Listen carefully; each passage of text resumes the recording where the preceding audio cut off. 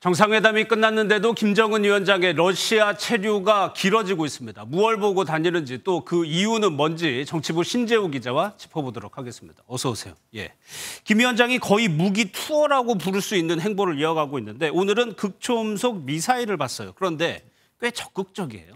네, 김 위원장은 군사시설을 시찰할 때마다 러시아의 첨단 기술과 무기에 굉장히 큰 관심을 보였습니다. 예. 오늘도 태평양 함대를 돌아보며 디테일한 부분까지 질문하는 모습이 화면에 포착이 됐습니다. 예. 이 유압식인가 저다가 비행체까지 포함해서 8m네. 이렇게 이게 뭐 화염. 현지 언론은 지난 우주기지 방문 당시 김 위원장이 관계자들에게 미사일에서 분리된 물체가 어디로 떨어지는지 말하자 푸틴 대통령이 당신이 전문가다라고 치켜 세워졌다고 전하기도 했습니다. 예, 이렇게 관심을 갖는 이유가 북한의 위성 기술과도 관련이 있을 것 같은데 오늘요 광명석 3호가 소멸됐다는 보도도 있었거든요. 네, 관련이 완전히 없다고는 볼 수 없습니다.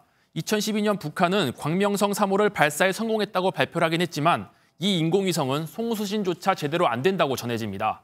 광명성 3호는 최근 북한이 발사 실패한 군사 정찰 위성보다 훨씬 작은 실험용 인공위성에 가까운 수준인데요.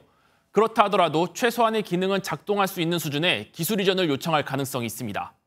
이제 이후에 송신이 제대로 안 이루어진 걸로 알려져 있고 북한의 그 위성 기술의 한계를 보여주는 거죠. 광명성 3호가. 그런데 신 기자, 푸틴 대통령과 정상회담한 지 사흘이나 지났는데도 아직도 러시아에 있단 말이에요. 이제는 일정이 마무리가 되는 겁니까? 네, 참고로 북러 모두 공식적으로 김 위원장 방러 일정을 공개한 적은 없습니다. 예. 다만 현지 언론이 김 위원장과 쇼이구 국방장관과 16일 만난다고 했던 만큼 오늘이 방러 마지막 날이 될 것이란 예상이 지배적이었습니다. 그런데 오늘 김여정 부부장이 2023년 9월 11일에서 18일이라고 적힌 비표를 목에 걸고 있는 모습이 포착됐습니다. 예. 이에 김 위원장이 18일까지 러시아에 머무를 가능성도 배제할 수 없게 됐는데요. 김 위원장의 러시아 방문에서 빼놓을 수 없는 게 식량과 원유 확보인데 아직 이와 관련한 일정이나 언급은 없었습니다. 김 위원장이 남은 기간 이와 관련한 행보를 보일지 그 부분을 관심 있게 지켜봐야 할 것 같습니다. 이번 러시아 방문에는 방금 본 것처럼 김여정 부부장이 계속 수행을 하고 있는데 또 다른 사진이 또 화제가 되고 있어요. 네, 어제 조선중앙통신이 공개한 사진 중 하나를 보면은 김여정 부부장이 가방을 하나 들고 있습니다. 예. 패턴 무늬와 금속 스타일의 장식물을 밀어볼 때 프랑스 명품 회사가 제조한 가방으로 추정됩니다.